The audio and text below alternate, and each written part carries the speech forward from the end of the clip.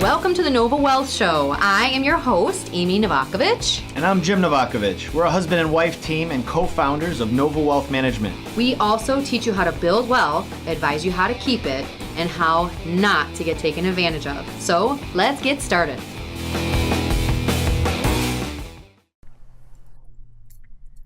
Hi everyone, welcome to the Nova Wealth Show. I'm Amy Novakovich. This is Jim.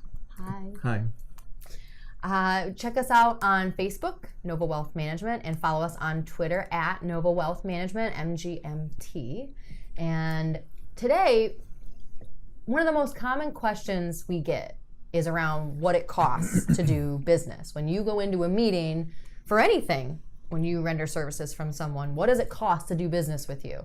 And in our industry, there are so many different types of accounts, different types of advisors that you can work with that will change your cost by thousands sometimes. For sure. And a lot of times most people don't even know. They don't know what they're even in. Because it doesn't show up anywhere. You're not getting a bill. So you think, well, I'm not paying any fees. Great point. That happens a lot. So today, no longer. So today we are going to teach you what the difference in our industry when someone talks about fees, commissions, and which one is right for you.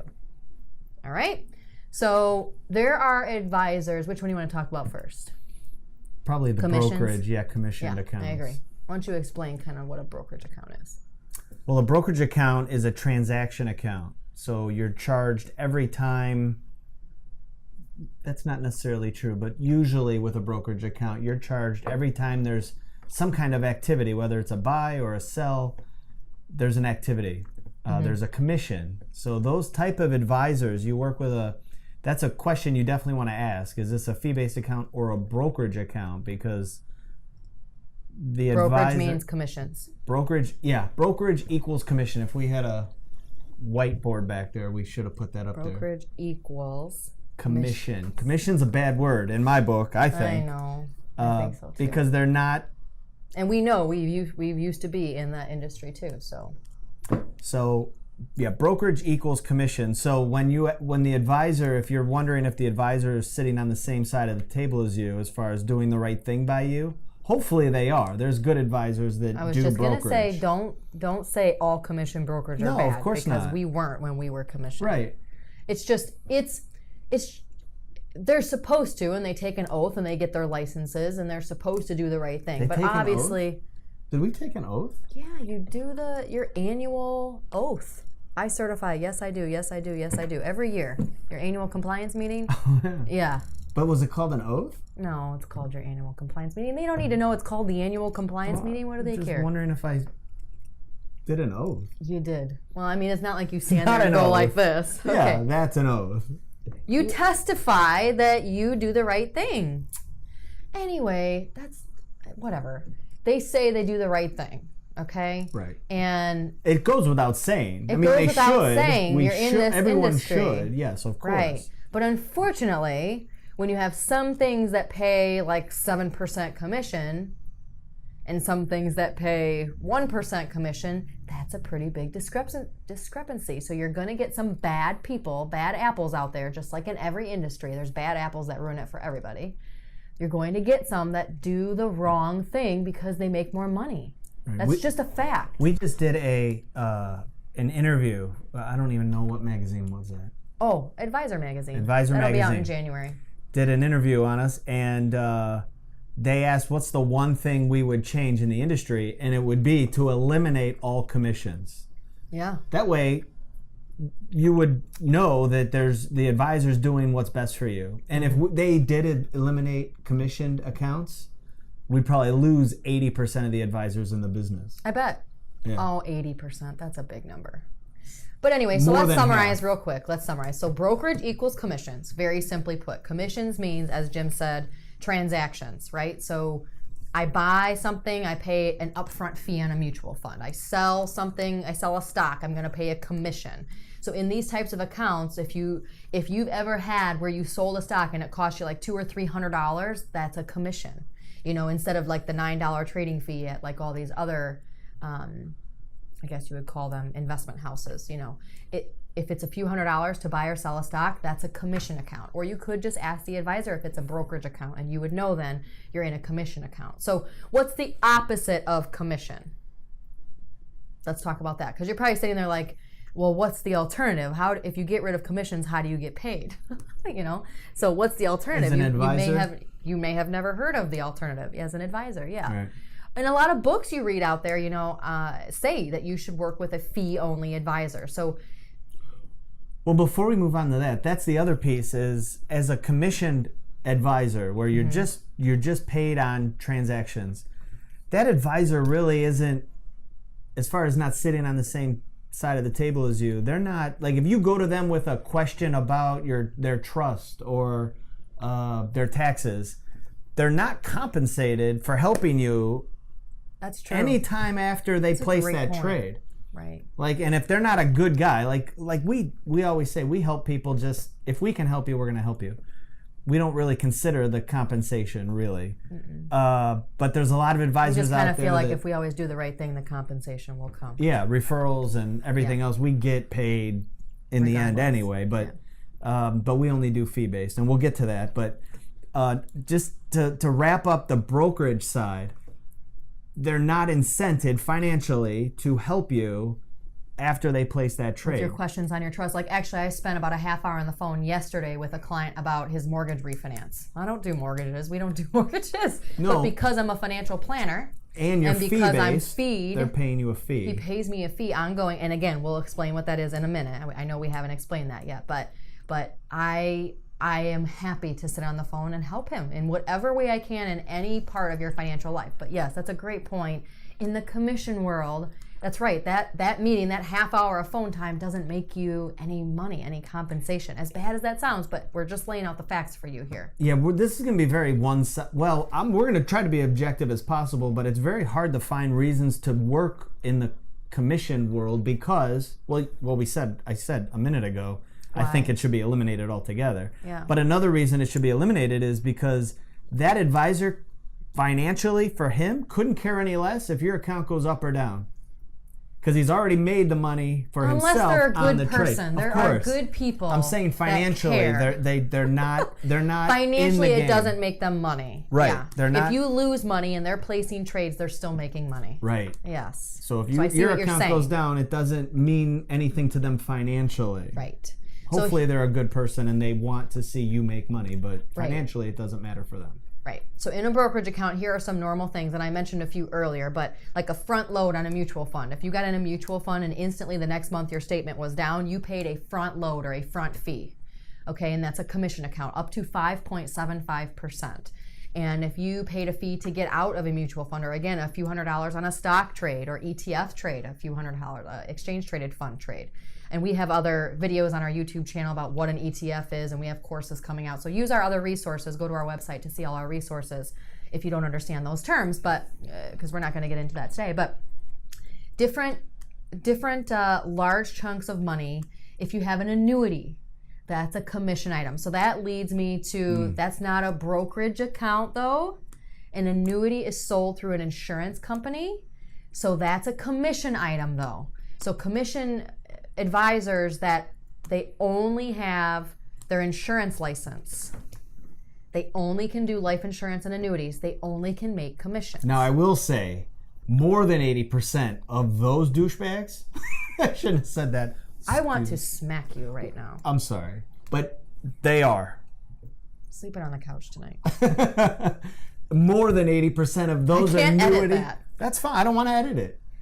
More than 80% of those annuity salesmen, they're not advisors, they're salesmen, and they will leave the business if they eliminate commissions. So they will come to your house to sell you an annuity, or they will call you on the phone to sell you an annuity, or they only work for an annuity company. These are all things that, and again, all annuities aren't bad. Maybe it is what's right for you, but you're not getting an unbiased opinion is all you're saying. Yeah, because they're getting paid because all they can do is those 10%. products. So you're just not getting an unbiased opinion. Again, doesn't mean it's bad for you, doesn't mean it's not what's right for you, doesn't mean they're a bad person, right?